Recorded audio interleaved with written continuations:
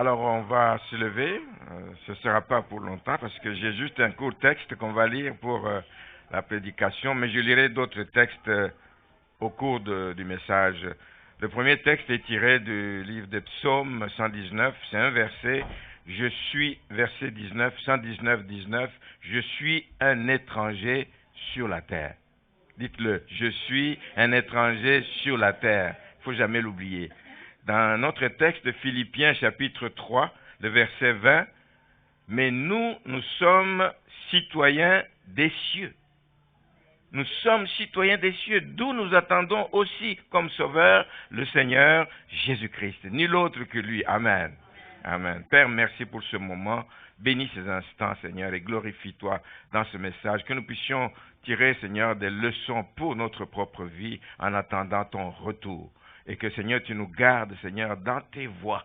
Que nous puissions marcher, Seigneur, dans les limites que nous permet ta parole, au nom puissant de Jésus-Christ. Amen. Amen. Vous pouvez vous asseoir. Je disais tout à l'heure en début de prière que c'était important de prier, de s'adresser à Dieu, mais avec de bonnes motivations. Parce que des fois, on peut avoir de mauvaises motivations. Et je voudrais vous parler justement de certaines motivations qui sont répréhensibles. Des motivations que Dieu n'agrée pas dans la vie des enfants de Dieu. Quand on dit que nous sommes citoyens des cieux, c'est pas moi, Jean, tel. Oui, moi, Jean, Donna et tout, mais nous, c'est l'Église. Nous, c'est l'ensemble des croyants qui sont appelés à former, qui forment une famille, la famille spirituelle. Alors, mon intention ce matin, en venant ici, c'était de juste faire un petit rappel. Moi, j'aime faire des rappels. Comme on me disait mercredi dernier, beaucoup de choses que tu nous dis, pasteur, tu nous exhortes avec beaucoup de choses, mais la plupart de ces choses, nous les connaissons. Mais ça fait du bien de les réentendre. Ça fait du bien de les réentendre. Et c'est ça vraiment ce que je veux faire ce matin, juste rappeler à l'Église qu'on est des voyageurs. Nous ne sommes pas encore chez nous. On est des voyageurs. Nous sommes des passagers sur cette terre et nous attendons le retour dans notre patrie. Là où il y a une place qui nous a été préparée, nous attendons fermement son retour. Ce matin, je vais parler sur 2 points. J'aurai d'autres détails par la suite. Je vais parler de notre statut de voyageur. Et qu'est-ce que ça implique, ce statut de voyageur? Un voyageur se comporte comment? Et deuxièmement, je parlerai des motivations néfastes. Des motivations que Dieu n'approuve pas dans l'Église, c'est-à-dire dans la vie des chrétiens. D'abord, notre statut ici-bas, comme voyageur. Quel est notre statut? Ce que je pense, c'est que quand on regarde aujourd'hui, quand on fait attention à la manière dont les hommes se conduisent aujourd'hui, on voit qu'il y en a qui avancent. Il y en a qui avancent sans réfléchir à leurs conditions, qui oublient qu'ils ne sont pas éternels sur cette terre, qui oublient qu'il y a une fin qui arrivera un jour et que nous rendrons compte et que nous allons à la rencontre de celui qui nous a sauvés. C'est insensé de marcher sur cette terre comme si on était éternel sur cette terre. Nous devons continuellement penser à nous ajuster. Nous devons continuellement penser à ajuster notre conduite en conséquence par rapport à notre statut. Ce serait vraiment insensé. Et nous allons voir quelques aspects que nous devons surveiller. Quand nous sommes voyageurs, il y a un chemin que nous avons emprunté. Nous devons nous assurer du chemin que nous empruntons, du chemin qui conduit sûrement à notre patrie céleste. Nous savons que c'est Jésus le chemin, la vérité et la vie. Parce que ce serait insensé, ce serait une folie d'espérer arriver dans sa patrie en prenant n'importe quel chemin, n'importe quelle voie qui s'ouvre devant nous. Je me souviens, j'ai donné un jour un musulman, on lui a demandé pourquoi il a cru en Jésus-Christ. Il dit, mais c'est parce que quand je suis sur un chemin, tant que le chemin continue tout droit, ça va bien. Mais quand j'arrive à une bifurcation et que je ne sais pas si je dois aller à gauche ou à droite, mais il faut être sûr. Mais lui, pour être sûr, il a dit, je m'adresse à qui? Je vois 2 personnes. Une personne qui est morte, une autre personne qui est vivante. Je vais m'adresser à celui qui est vivant parce qu'il va m'indiquer quel est le vrai chemin. Et c'est Jésus-Christ qui va nous l'indiquer. Amen. C'est Jésus-Christ qui va nous l'indiquer. Mais il y a des chrétiens malheureusement, sur cette vie ici-bas, qui se laissent guider, qui se laissent conduire par leur convoitise charnelle. La Bible nous dit, l'apôtre Pierre nous le dit, on ne va pas lire en détail tous ces versets parce que j'en ai beaucoup, il nous dit de nous abstenir des convoitises charnelles parce qu'elles font la lutte à notre âme. Et ne nous permettent pas d'être dans de bonnes dispositions pour continuer à communiquer avec notre Dieu, à l'honorer et à le servir comme cela se doit. Donc certains se laissent influencer par des convoitises charnelles, d'autres se laissent influencer par leur entourage. Il y a des gens qui, c'est comme s'ils n'ont pas de personnalité pour savoir ce qu'ils veulent. Ils suivent la foule, ils suivent la tendance. Mais on ne doit pas toujours se laisser influencer par la tendance, par la mode, par ce que la majorité des gens dit. On doit avoir son chemin, etc. Les chemins dans lesquels on peut nous amener des fois peuvent sembler droites, comme dit la parole, mais pourtant elles mènent à la mort. Personne ne veut prendre ce chemin. Personne. Donc, nous assurer du chemin à prendre.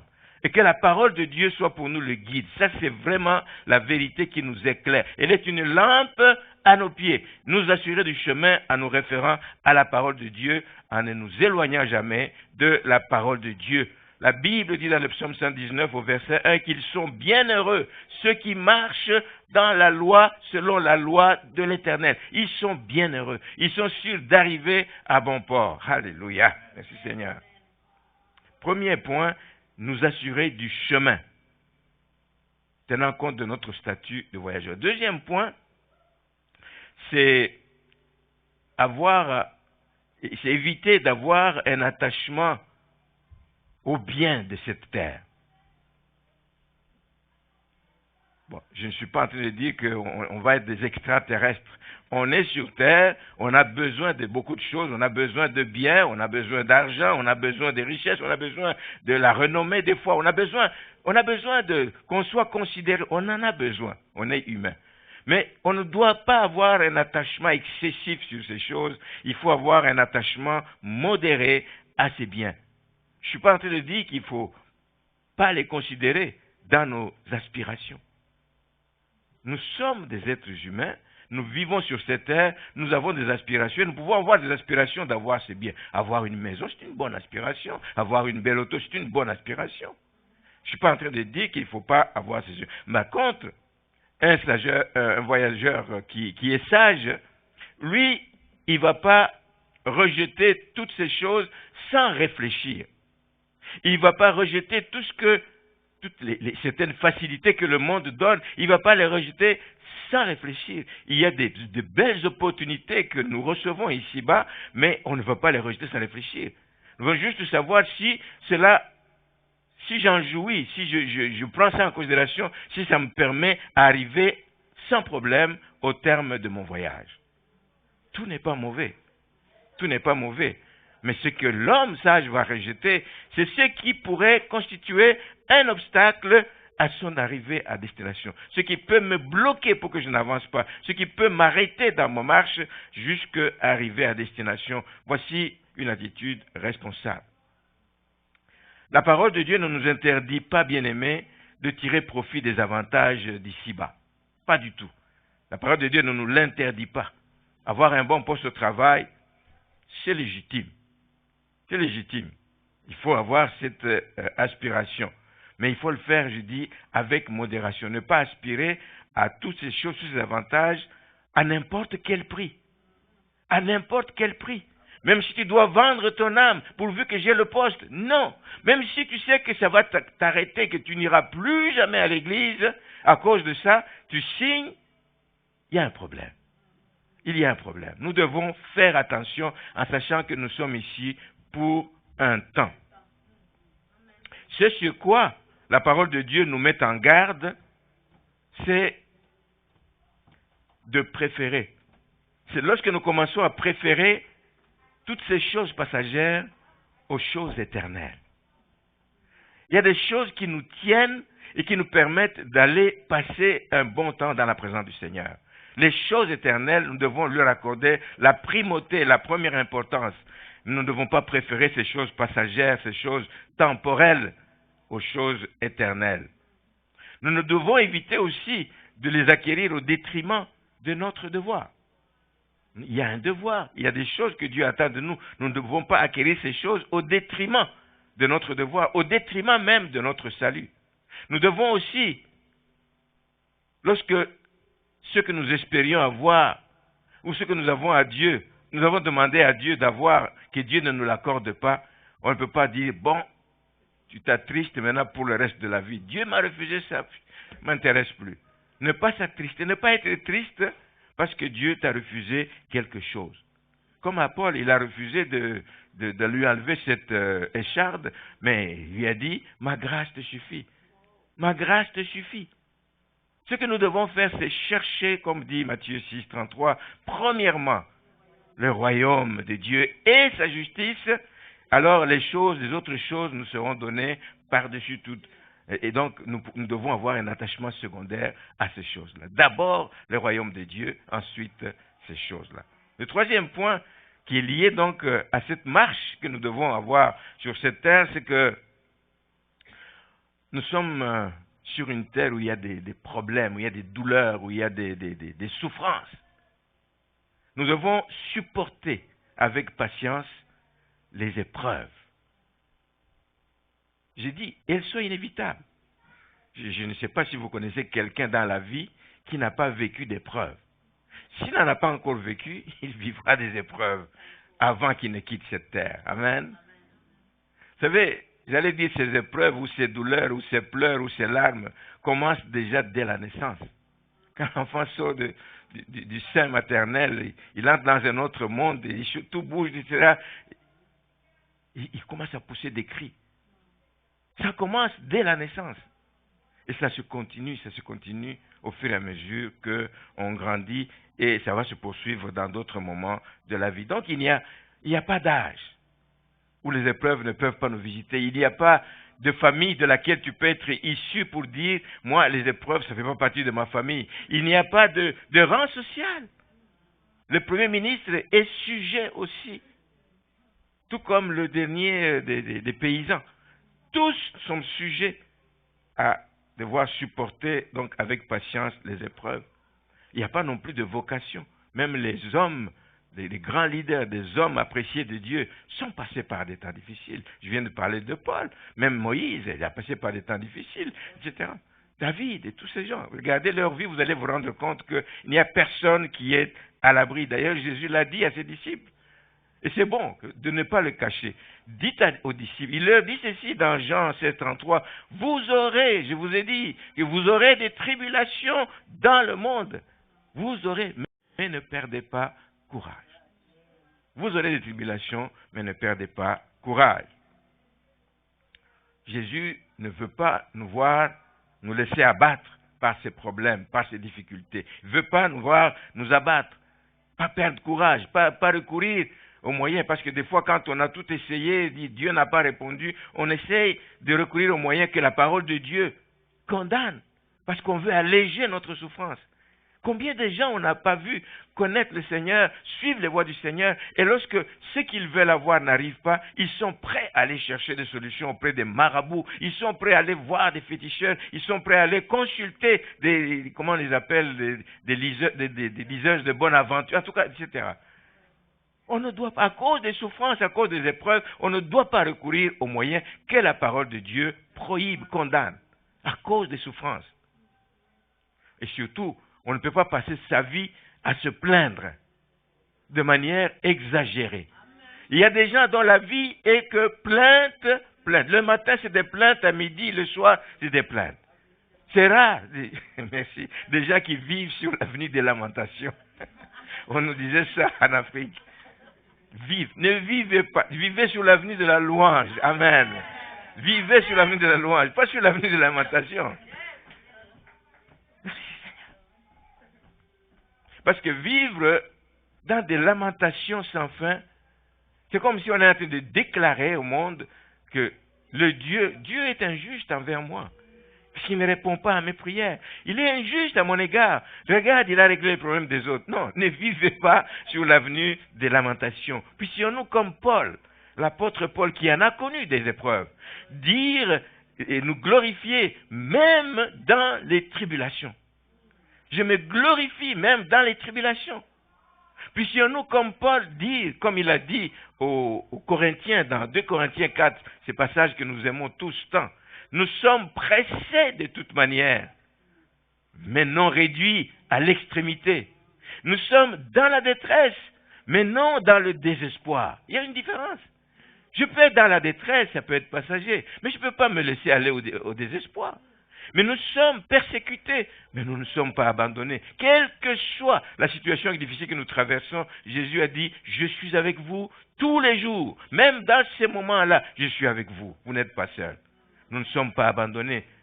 Nous sommes parfois abattus par une mauvaise nouvelle, mais nous ne sommes pas perdus. Nous savons que nous nous accrochons à celui qui tient nos vies entre ses mains, qui a notre avenir entre ses mains. Alléluia. Merci Seigneur. Supporter avec patience. Supporter.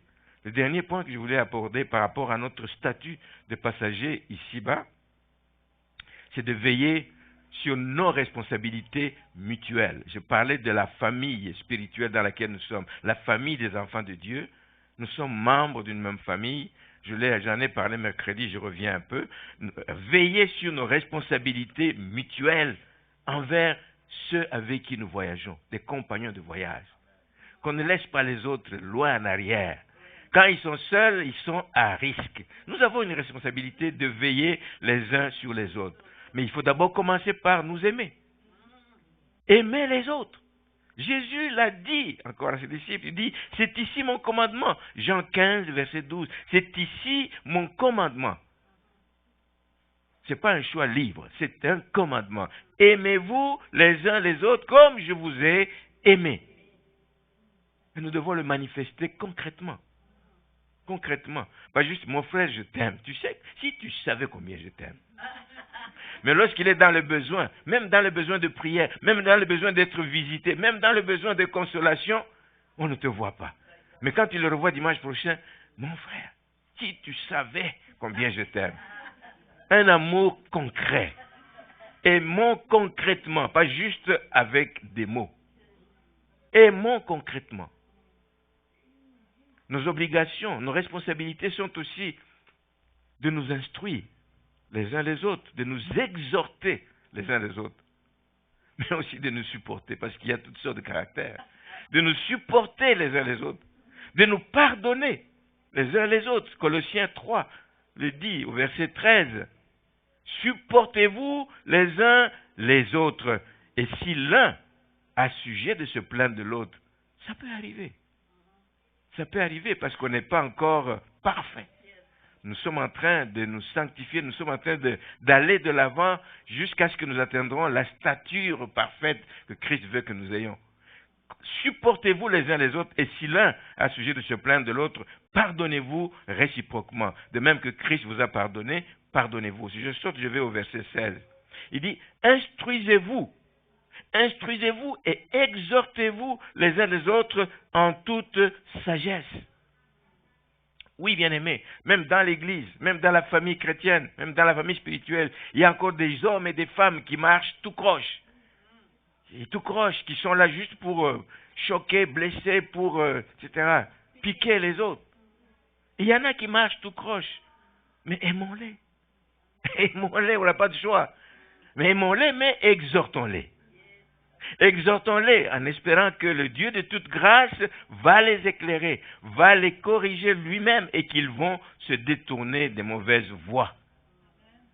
Le but de tout ça, c'est quoi? Ce n'est pas l'exhorter pour lui montrer que je l'aime seulement, c'est l'exhorter pour qu'un jour, il puisse avoir part avec nous à l'héritage qui est réservé aux saints. Nous voyons loin. Nous ne voyons pas juste aujourd'hui, demain, etc. Nous voyons plus loin. Je veux, tel que je vous vois ici, je prie et je souhaite que ce jour-là, on monte ensemble. On monte ensemble, qu'on se retrouve et qu'on se reconnaisse. Ça veut dire, ouais, oui, tu es dans notre église. Ben oui, mon frère, je te reconnais. Ma soeur, je te reconnais. Alléluia. Merci, Seigneur. Nous voulons que tous, nous ayons part à l'héritage réservé aux saints. Nous devons nous servir. Nous devons servir et nous servir et porter les fardeaux des autres. Paul le dit aux Galates, Galates 5, le verset 13, « Frères, vous avez été appelés à la liberté. Seulement ne faites pas de cette liberté un prétexte de vivre selon la chair. Mais rendez-vous par amour serviteurs les uns les autres. » C'est demandant tout ça. Ce n'est pas des choses qui viennent automatiquement. Il y a des efforts à fournir pour y arriver. Il y a des résistances naturelles que nous avons en nous qui nous empêchent de le faire. Mais nous nous efforçons, nous nous faisons violence pour que nous puissions arriver à cela, à porter les fardeaux les uns des autres. Nous sommes donc appelés à être utiles et à servir. Et le dernier point que je voulais apporter, c'est se soumettre les uns aux autres, mais dans la crainte de Christ. Éphésiens 5, 21, Hébreux 10, 24, veillons les uns sur les autres pour nous exciter à l'amour et aux bonnes œuvres. N'abandonnons pas notre assemblée. Il faut exhorter les uns les autres à ne pas abandonner l'assemblée. Ce n'est pas seulement l'affaire du pasteur. Oh, le pasteur, lui, il sait qu'il n'est pas là, il va s'occuper. Non. Exhortons-nous les uns les autres à ne pas abandonner l'assemblée comme c'est la coutume de quelques-uns. Mais exhortons-nous réciproquement. Et cela d'autant plus que vous voyez s'approcher le jour. Et il vient à grands pas. Jésus revient bientôt. Nous voulons nous assurer, bien-aimés, que tout ce que nous faisons, nous le faisons avec de bonnes motivations et que nous marchons dans les voies que le Seigneur veut où nous puissions marcher. Donc, dans tout ce que je viens de dire, personne ne doit se considérer comme étant supérieur aux autres. Tout ça, ça ne me concerne pas. Moi, j'ai déjà dépassé ce stade-là. Non. Il n'y a personne qui doit se considérer comme supérieur aux autres. Personne ne doit se considérer non plus comme inférieur. Mais nous devons nous préoccuper de chaque membre du corps. Nous devons nous préoccuper de chaque membre du corps. Quand un bras souffre, mais le reste du corps souffre avec. C'est ça. Parce que dans peu de temps, vous savez que nous serons tous réunis, en tout cas c'est mon souhait, nous serons tous réunis autour de la table du Seigneur.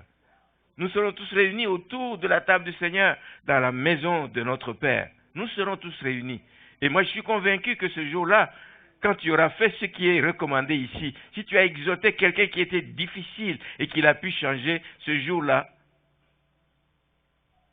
la personne te dira, je bénis le Seigneur qui t'a utilisé parce que tu as été un instrument pour m'amener à qui je suis devenu. Tu as été un instrument pour aider la personne à achever sa sanctification dans la crainte du Seigneur.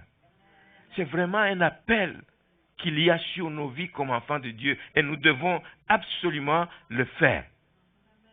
Ça, c'est quelques éléments qui doivent nous aider à cheminer tant que nous sommes ici-bas.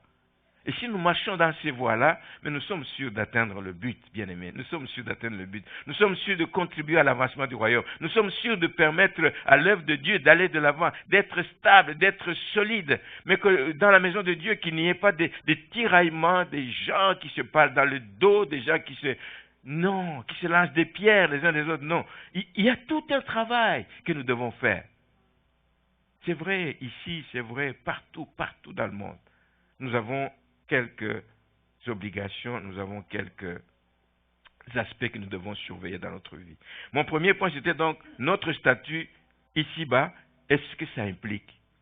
Ça implique ce que je viens de dire ici.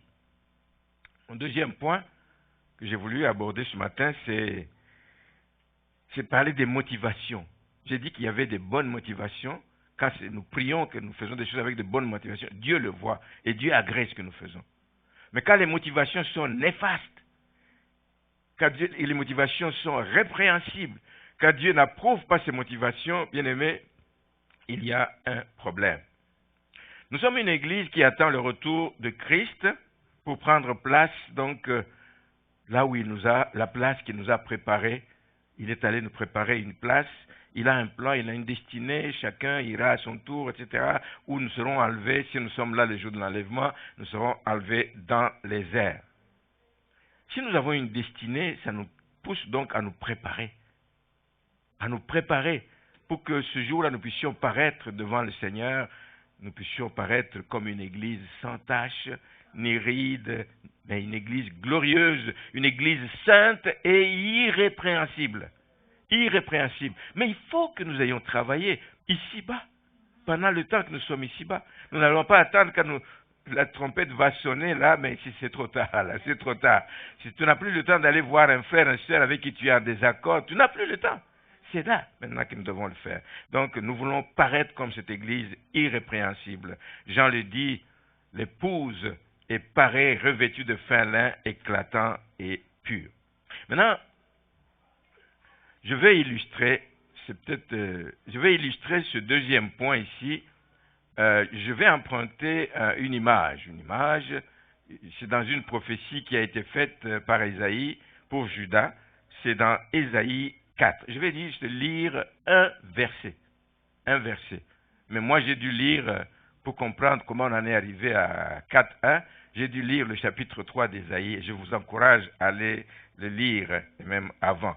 Le verset premier du chapitre 4 d'Ésaïe dit ceci, « Et cette femme saisiront en ce jour un seul homme et diront, nous mangerons notre pain et nous nous vêtirons de nos habits. Fais-nous seulement porter ton nom, enlève notre opprobre, enlève notre honte. » C'est tout ce qui nous intéresse. C'est tout ce qui nous intéresse. Donc j'ai dit que ça concernait Juda.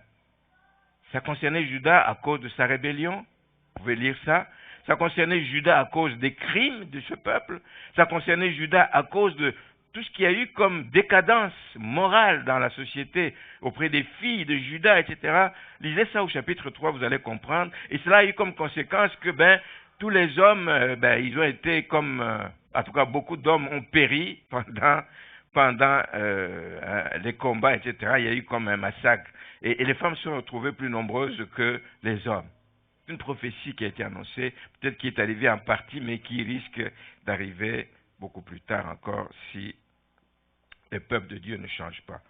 Mais je voudrais qu'on examine ce passage maintenant en essayant de nous porter vers les temps actuels, en nous mettant dans la perspective des temps actuels qui sont les temps de la fin.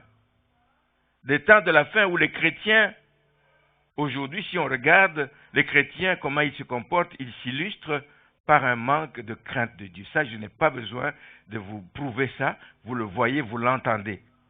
Les chrétiens s'illustrent par un manque de crainte de Dieu. Et l'image de certaines églises, justement, de nos jours, de la fin des temps, dégage une image des églises qui sont arrogantes.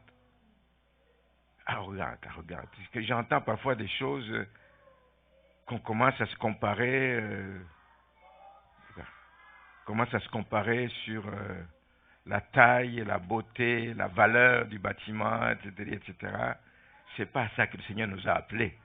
Des églises arrogantes qui se croient supérieures à d'autres. Des églises qui ont purement et simplement abandonné leur premier amour. Des objectifs sont complètement ailleurs. Une église qui est devenue tiède, qui veut faire la volonté des hommes qui la dirigent, plutôt que de faire la volonté de Dieu, la volonté de l'époux de l'Église qui est Jésus-Christ.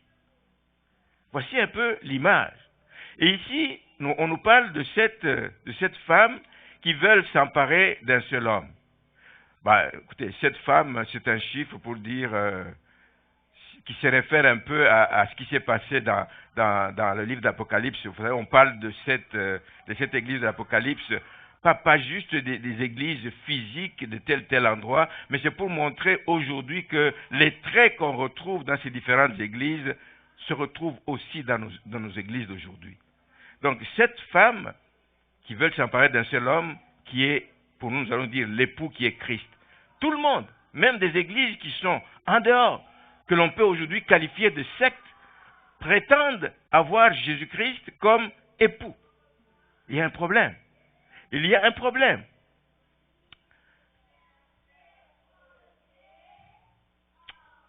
Pourtant, dans les déclarations de ces femmes que nous allons lire là-bas, elles ne manifestent aucun intérêt. Je reprends la déclaration de cette femme, et elles diront, nous mangerons notre pain, nous vêtirons de nos habits, fais-nous seulement porter ton nom, enlève notre propre. Aucun intérêt pour l'époux. Disent pas que nous t'aimons, non. Disent pas que nous voulons passer des bons moments ensemble, des moments d'intimité ensemble. Que des motivations répréhensibles. que des motivations néfastes qui méritent d'être blâmées. Et que je ne voudrais pas qu'on ait ce genre de motivation dans nos vies et dans nos églises. Je vous propose donc de passer en revue ces 3 motivations et essayer d'en tirer quelques leçons. Pour le temps qui nous reste, je vais être bref. Ils disent, 1, nous mangerons notre pain. Une belle entrée en matière, dit, je veux que tu me prennes pour époux, mais t'occupe pas de moi, je mangerai mon propre pain. Je mangerai mon propre pain. Ça veut dire quoi? Ça veut dire, moi je veux être indépendant. Hein, on va dire, je veux l'indépendance. Je ne veux pas dépendre de toi. Je mangerai mon pain. Je suis autosuffisant. Je suis autonome. Je ne te demande rien. Je veux manger mon pain. Qu'est-ce que c'est d'autre sinon de l'arrogance? De l'arrogance qu'on trouve aussi chez les chrétiens contemporains vis-à-vis de Christ. Moi, j'ai travaillé fort. Jésus, bon, bénis les autres. Moi, j'ai déjà travaillé fort. Non, j'espère qu'il n'y a personne qui dit ça ici. Mais une telle arrogance n'a pas de place dans la vie des enfants de Dieu. Parce que Dieu veut que nous dépendions de lui, mais qu'on dépende de lui totalement. Pas en partie, mais totalement. Il veut que nous soyons nourris. Pas par le pain de douleur, pas par le pain qu'on ramasse à gauche et à droite. Il veut que nous soyons nourris par sa parole. C'est la nourriture qu'il nous faut pour que nous puissions grandir. C'est la nourriture qu'il nous faut pour que nous puissions rester forts malgré les problèmes qu'il y a ici-bas. C'est la nourriture qu'il nous faut pour que nous... Il veut que nous dépendions de lui totalement. Dans Matthieu 4, verset 4, Jésus dit à ses disciples, il est écrit, l'homme ne vivra pas de pain seulement, mais de toute parole qui sort de la bouche de Dieu. Ces femmes n'en veulent pas, elles veulent leur propre pain. Nous mangerons notre propre pain, celui que nous gagnons à la sueur de notre front, celui que nous produisons nous-mêmes. Le Seigneur veut que nous puissions manger le pain de vie. Il est le pain de vie, c'est ce que nous dit la parole de Dieu. L'homme ne vivra pas de pain seulement. C'est lui, Jésus, qui dit, je suis le pain de vie. Si tu veux vivre, c'est ce que tu dois manger. Amen.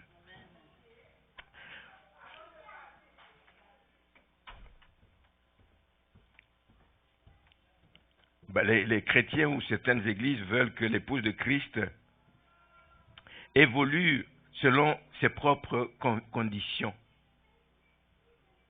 Selon ses propres conditions. Ils disent qu'ils n'ont pas besoin de lire la Bible. Pour certains, la Bible s'est dépassée. Il y a même quelqu'un qui a dit c'est fini. J'ai découvert que la Bible n'est plus une révélation de Dieu. Il a juste lu, pendant 30 ans, il est chrétien, il s'est nourri dans la parole de Dieu, et puis un jour, on lui donne un petit pamphlet, je ne sais pas ce qu'il y avait dedans, et il change du tout au tout. La Bible, ce n'est plus la parole de Dieu. Fini, terminé, je la ferme, c'est rangé, et puis je n'en parle plus. Ça devient comme un livre qui est dans les archives. Ils veulent être l'épouse de Christ selon leurs propres conditions. Ils n'ont pas besoin de lire la Bible. Ils se nourrissent aujourd'hui de prédications. Il y a des gens qui disent, je n'ai plus besoin d'aller à l'église. Je n'ai plus besoin d'avoir une église. Moi, j'ai toutes les prédications que je veux sur Internet. Ils glanent ici des choses, ils glanent là-bas des choses, etc. Mais sans aucun effort, comme les gens de Béret, de vérifier l'intégrité de ce qui est enseigné. Il y a un danger. Il y a un danger qui guette les enfants de Dieu. De se nourrir n'importe comment, etc., sans vérifier l'intégrité de la parole de Dieu. Soyons comme les gens de Béret et ça va nous aider beaucoup. Les gens sont de moins en moins intéressés à approfondir la parole de Dieu, leur compréhension de la Bible. Ils lisent, ils passent, ils lisent, ils passent. Mais pose au moins la question à quelqu'un, ou va chercher, il existe de bonnes concordances, il existe de bons commentaires bibliques qui nous aident à aller bien comprendre des choses et à ne pas faire des déclarations n'importe comment. Ils ne veulent pas des prédicateurs non plus qui exhortent, qui parlent de la sanctification. Wow, c'est assez. Mais la sanctification, elle est continuelle. Mercredi, je me suis fait dire, c'est pasteur, c'est des choses qu'on connaît, mais ça fait du bien de les entendre à nouveau. Ils ne veulent pas des gens qui prêchent sur la sanctification, des gens qui dénoncent le péché. Parce que chaque fois qu'on dit ça, ça évoque en eux comme un reproche, un sentiment de culpabilité. Il y a un problème. Il y a un problème. Nous mangerons notre pain. Ne soyons pas comme ces femmes. Deuxième point qu'ils disent, nous nous vêtirons de nos habits. Ah, matière de se vêtir. Ça, je dirais ça une autre fois. C'est le même message qu'elle répète. Quand ils disent nous nous vêtirons de nos habits, ça veut dire nous n'avons pas besoin de toi comme pourvoyeur pour ce besoin. Il est important, le besoin de se vêtir, mais nous n'avons besoin de toi. Nous n'avons pas besoin de toi. Même sur ce domaine-là, nous n'allons pas te coûter cher. Nous n'allons pas te coûter cher. Nous n'avons pas besoin de toi comme pourvoyeur, parce que nous avons d'autres sources que toi. Quelle autre source que nous avons, sinon la source d'eau vive?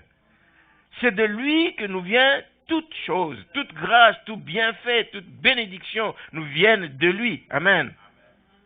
C'est le péché qui a été reproché à Judas à l'époque de Jérémie. Dans Jérémie 17, 13, il est dit « Ceux qui se détournent de moi abandonnent la source d'eau vive. » Ils vont boire dans des citernes crevassées qui sont de l'eau sale, de l'eau, etc., contaminée. Mais ils abandonnent la source d'eau vive qui est l'Éternel. Se vêtir de ses propres habits, bien-aimés, c'est refuser les habits que Dieu a préparés pour ses élus. Il y a un vêtement que Dieu a prévu pour ses élus. Et la Bible nous en parle. Je vais vous donner 2-3 références dans le livre d'Apocalypse. Il y a des habits que Dieu a préparés pour ses élus.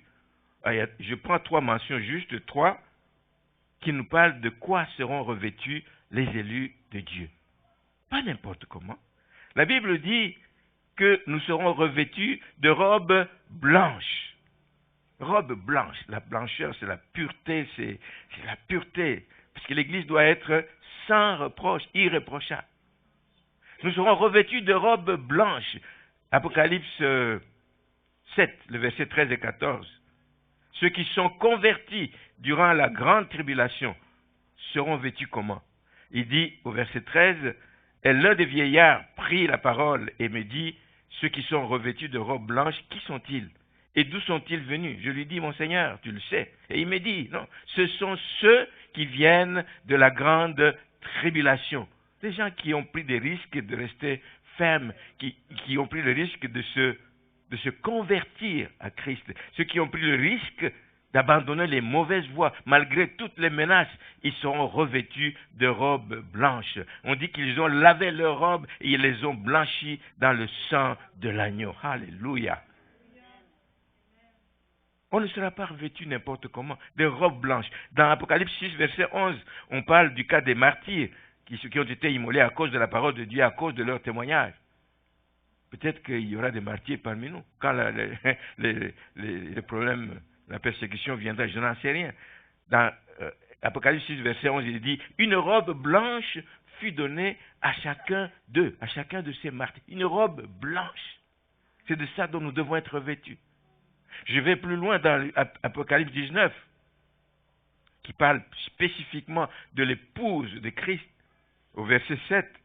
« Réjouissons-nous et soyons dans l'allégresse et donnons-lui gloire, car les noces de l'agneau sont venues et son épouse s'est préparée. » Qui sera revêtu de robes blanches ou de robes de fin lin, comme on nous dit ici? C'est l'épouse qui s'est préparée. Et il lui a été donné de se revêtir d'un fin lin éclatant, pur, car le fin lin, ce sont les œuvres justes des saints. Waouh! Les œuvres sont importantes. Hein? Ce n'est pas les œuvres qui sauvent, mais bien aimé, quand notre vie est parée des œuvres justes, Dieu voit et dit, j'apprécie et je suis d'accord avec vous, les œuvres justes des saints. Voici, donc, revêtu de fin lin, éclatant, pur. Donc il y a des habits appropriés. Il y a des habits appropriés pour les chrétiens consacrés déjà ici-bas. De quoi nous sommes revêtus? La Bible dit qu'ici-bas, nous devons être revêtus de Christ. Revêtez-vous de Christ. Nous devons être revêtus de la puissance d'en haut, le Saint-Esprit en nous, bien-aimés. Le revêtement du Saint-Esprit en nous vient faire la différence comme chrétiens dans ce monde. Nous pouvons briller de mille feux parce que nous sommes revêtus d'en haut. Les chrétiens doivent se revêtir de quoi? Pour lutter, pour résister à l'ennemi, ils doivent se revêtir des armes du chrétien. Les chrétiens doivent se revêtir, revêtez-vous de miséricorde. Soyons miséricordieux, un cœur de compassion, un cœur de miséricorde envers les autres. Nous devons être revêtus aussi d'humilité. Toute une série de vêtements nous devons revêtir. Nous devons être revêtus de douceur, de patience. Nous devons être revêtus d'amour. C'est ce qui nous permet de plaire à l'époux. Ce n'est pas des déclarations qui nous permettent de plaire à l'époux. Ce qui nous permet de plaire à l'époux, c'est le vêtement que nous portons. Les œuvres justes des saints. Les revêtements que nous avons, c'est ce qui nous aide à plaire à l'époux. Alors quand quelqu'un refuse de se vêtir des habits de chrétien, il va vivre comment? Comme les gens du monde. Il va vivre dans la chair, il n'est pas prêt à rencontrer l'époux. Donc il y a des vêtements. J'ai déjà apporté un message ici, vous pouvez aller le trouver si ça existe encore sur le site, les vêtements du chrétien. Un message que j'ai apporté il y a quelques années dans cette église. Donc elles ont dit, nous mangerons notre pain, nous vêtirons de nos habits. Toutes des décisions, toutes des motivations qui sont réprouvées par Dieu. Dieu dit, je sais pas, vous ne pouvez pas venir à ma présence et vous vêtir n'importe comment. Non. Le troisième point de leur déclaration dit, fais-nous seulement porter ton nom. Parce qu'en nous faisant porter ton nom, tu enlèves notre opprobre, tu enlèves notre honte. Personne ne dira, une femme, on n'a jamais aimé, une femme, qui n'a jamais trouvé de mari, n'importe quoi. Fais-nous porter ton nom. Quel est le nom que vous portez? Le nom de Jésus. C'est le nom que nous portons. Nous sommes chrétiens, nous sommes de Christ, nous sommes des chrétiens. La seule motivation pour ce genre de chrétiens qui disent « fais-nous porter ton nom », juste pour enlever notre opprobre, la seule motivation, elle est égoïste. Elle est égoïste. Juste porter le nom de l'époux. Juste que quand je suis aussi dans l'assemblée ou dans la communauté ou quelque part, que je puisse dire aussi, moi aussi je suis chrétien. Juste porter le nom. Moi aussi je suis chrétien. Dans une des langues du Congo, moi aussi je prie. Vous n'êtes pas seul. Moi je fais partie de la gang. Mais non, tu ne fais pas partie de la gang parce que tu portes juste le nom, mais ta vie ne reflète pas ce qu'un chrétien doit être. Fais-nous porter juste ton nom et ça va nous enlever l'opprobre. Dire ça, c'est tromper les gens, c'est vouloir tromper les gens. Qu'on est l'épouse de Christ. Dire ce genre de choses, c'est vouloir se donner une conscience tranquille. Quand je dis ça, je me donne une conscience tranquille. Mais au fond de toi, elle n'est pas tranquille. Tu veux te donner une conscience tranquille, mais au fond de toi, tu entendras une voix qui te dit c'est pas ça, ou c'est pas encore ça. Il y a encore des choses à changer. Il y a encore des pas à faire. Il y a encore des choses à abandonner. Il y a encore des changements des transformations que tu dois donc accepter qui se passent dans ta vie. Alors, quand on veut se donner une conscience tranquille, on va vivre sans culpabilité. On va vivre sans peur de dire, je n'ai pas peur d'être condamné. Je suis chrétien. Je porte le nom de Christ. Je porte le nom de l'époux. Donc, je n'ai pas peur d'être condamné. En réalité, une telle personne n'est pas converti. N'est pas converti. Porter le nom de chrétien, ça ne veut pas dire que tu es converti. La conversion, ça se voit, ça se vit. Ça se voit, ça se vit. Si un jour, à Antioche, on a dit que ces gens-là, on a commencé à les appeler chrétiens, c'est parce qu'on les a vus marcher comme Jésus marchait quand il était ici-bas. Ils marchent comme Jésus marchait. Ils parlent comme Jésus parlait. Ils servent comme Jésus servait. Jésus allait de lieu en lieu faisant du bien aux gens. Eux aussi allaient de lieu en lieu, faisaient du bien aux gens, annonçant la bonne nouvelle de l'Évangile. Donc, ce n'est pas juste en portant le nom qu'on est converti, parce qu'on n'a pas pris d'engagement. La conversion, c'est un engagement de dire, je fais demi-tour. Je change de direction. J'allais par là, maintenant je vais dans une autre direction.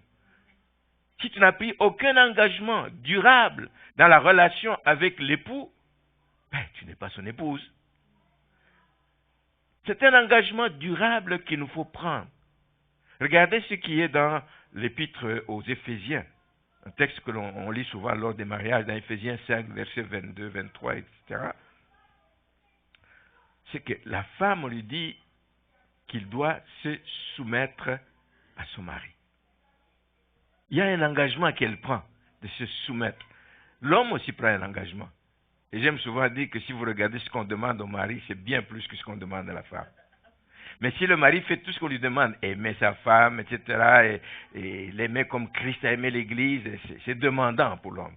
Mais s'il fait ça, la femme n'aura aucune misère de se soumettre. Amen. Il n'aura aucune misère de se soumettre.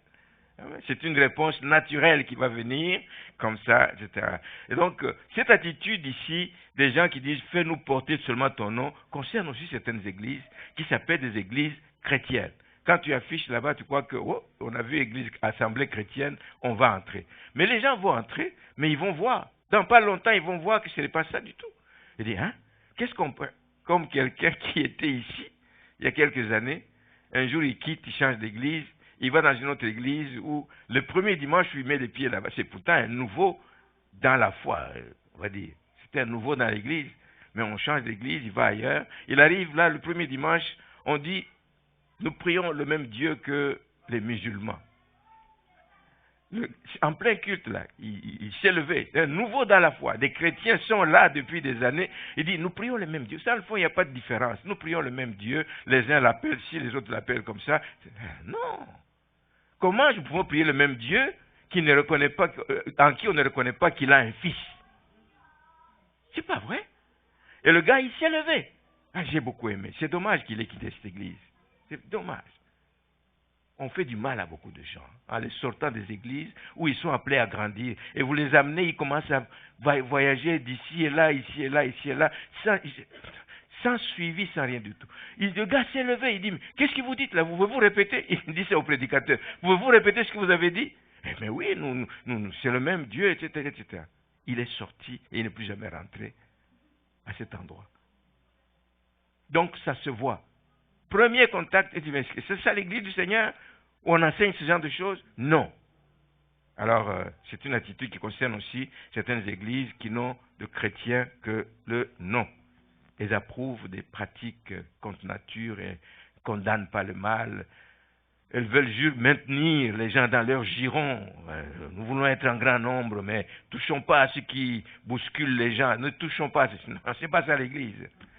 L'épouse que le Seigneur attend, c'est pas ça, c'est pas ça. Je termine. Bien-aimé, en disant que le Seigneur revient bientôt, je le répéterai et je le répéterai sans cesse. Mais dans quel état nous trouvera-t-il? Ça, la question est posée à chacun de nous. Nous ne pouvons pas répondre globalement comme Église, mais c'est chacun individuellement qui formons l'Église. Mais chacun, en ce qui le concerne, dans quel état? Sommes-nous chrétiens véritables? Ou sommes-nous des chrétiens de nom? Dans quel état nous trouvera-t-il? Comme des gens qui sont indifférents, qui vivent selon leur propre convoitise. Est-ce que c'est l'attitude dans laquelle, la position dans laquelle le Seigneur doit nous retrouver? Non, nous devons changer. Est-ce qu'il doit nous trouver dans un état où on est autosuffisant?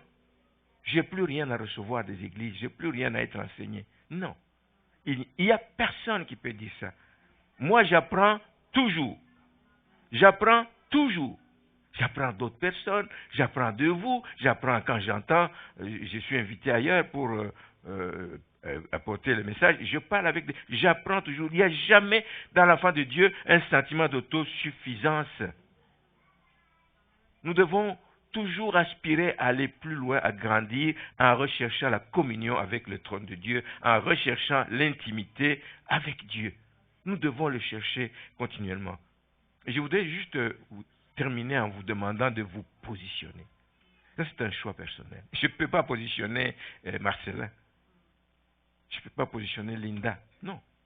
C'est chacun qui décide de se positionner, qui doit décider de se préparer comme ces vierges sages. Nous devons nous préparer et nous préparer avec soin, avec attention pour ne pas être surpris lors de l'avènement de Christ. Soyons donc, comme Église à l'Assomption, une Église qui vit dans l'attente de l'époux. Ça va beaucoup nous aider à aller de l'avant et à continuer à plaire le Seigneur. Amen. Nous voulons incliner nos têtes.